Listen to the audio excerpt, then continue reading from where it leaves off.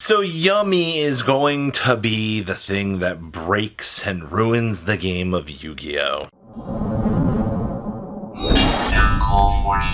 Make sure you guys smash the crap out of that subscribe button so you guys don't miss out on more content. Today on the internet is shitting their pants and crying on the floor.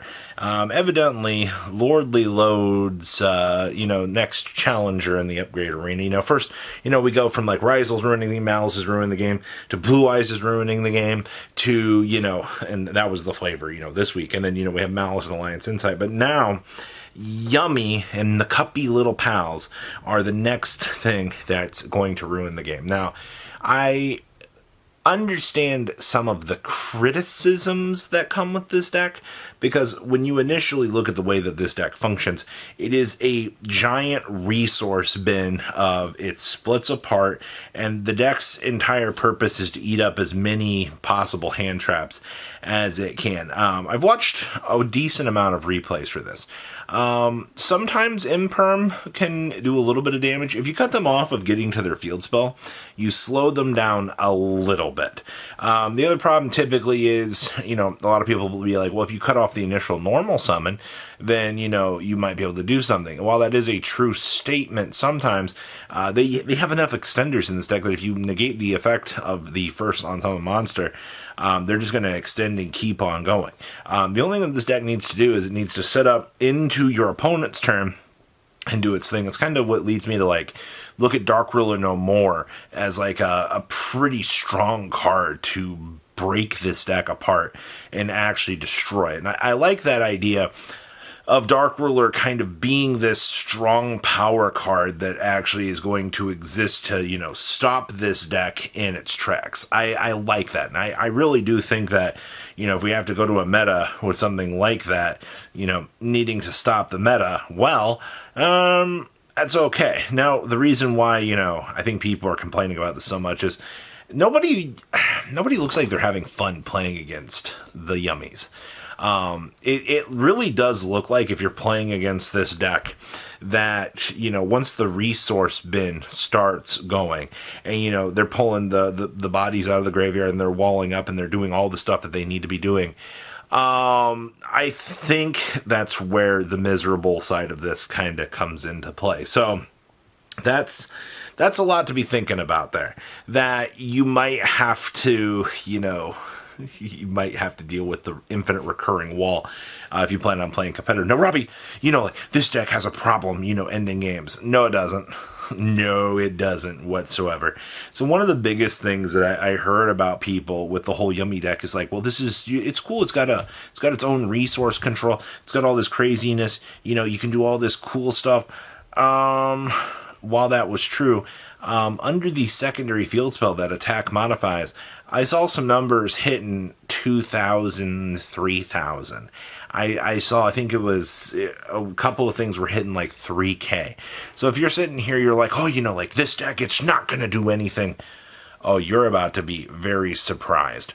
All right. If this deck is pushing 300 out here, or 3,000 for the attack points on some of these monsters, and this deck is not going to have a problem whatsoever clearing these things. So now, okay, so you've got a deck that's going to, it eats hand traps like it's its job. You throw Imperm and Veiler and all these other things at it doesn't care. It just eats them up. All right, Called by the Grave is probably going to be one of the best cards you could throw against the Yummy deck, because it's going to actually punish them. Cosmic King, their field spell, I feel like is going to be relevant. Having watched more of the deck kind of, go through and play a lot, I think that's going to be a pretty solid answer to, some of the, gameplay is interrupt the field spell, and you could probably do some things. Obviously, keeping the bodies off the field with maybe a Nibiru might be an option too, but the loadout of recurable assets is crazy, man. So this discussion was actually inspired by I think I'm up to 15 people out here that have played against this deck so far, and the consensus across the board is it is just a nightmare to play against. And I also think a little bit of that has to do with the current meta maybe not really being geared towards handling it. Because Fouloirs is going to get you, 3-4 draws, depending on how many of the special summon, or how many times they want to touch the extra deck. Obviously, the Link one, they're going to make the Synchro 2 that breaks down, I think, adds 2 or specials 2 from the deck, or something like that. You've got that option, but I think Meowls is going to be a good opportunity out here for a counter card as well, because they do a lot of interaction with the graveyard. Like, it's actually kind of insane the amount of time that this deck, hangs through the graveyard and wants to access and bring back and, do all these little crazy lines of play. That part is, I think, kind of crazy. I got to hand it to the deck, though. It's crazy just how much this deck pulls its resources out and it just walls up. I am only educated on the side of watching this deck be played so far. Like I said, most of the time, I think when we watch this deck get hand trapped, hitting the field spell or hitting the Link 1 that brings into the field spell is okay, but the problem is one Cuppy turns into the Link 1, which, gets you the field spell, which turns into a form of interruption itself, which then, as the combo is kind of producing, as long as you have another monster from your hand to extend, then the Link 1 does nothing, and then you're touching on in to, the next monster. And then all the level 2s all basically are going to toggle on anyway. So if you're trying to, target those monsters and do things, your opponent's just going to chain and dip out. So that's kind of where, I look at Dark Whirler no more as, the power card, kind of, bring us an option to kind of try to beat this deck. Also, Dark Hole and Raigeki, unironically, might actually be really freaking good cards against Cuppies.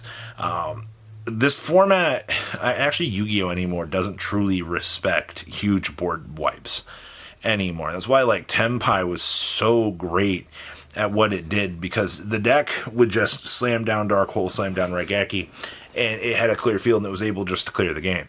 And I think that's going to be one of the... If you really think that a deck that's going to be pulling back all of these resources, the Crane game going boop, boop, pulling these things back out, regenerating these resource wells, if you really think that this is going to break the game, I don't think so. I think that you just need to be patient, and you need to let the metagame progressively adjust to handle these things. Because where I'm sitting right now, I don't think that these guys are going to break the game.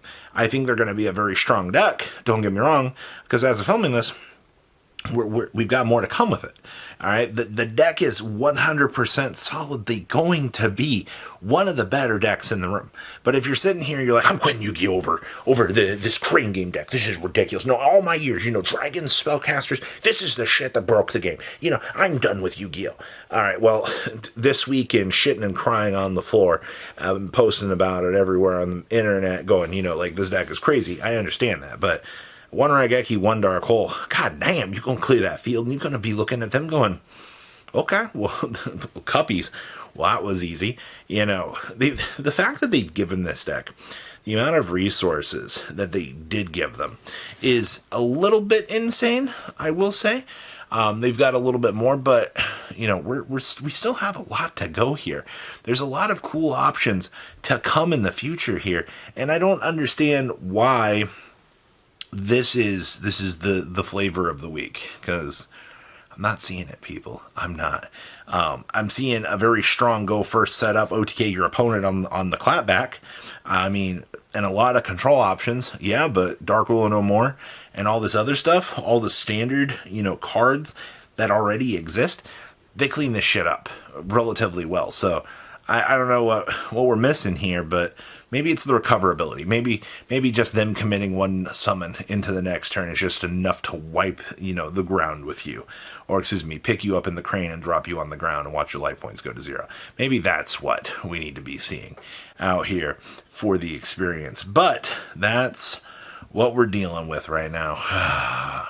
Yummy gonna break the game. Yummy, yummy in my tummy. Why are my life points at 0 today? You guys have a good rest of your day, alright? Patrons! Thank you!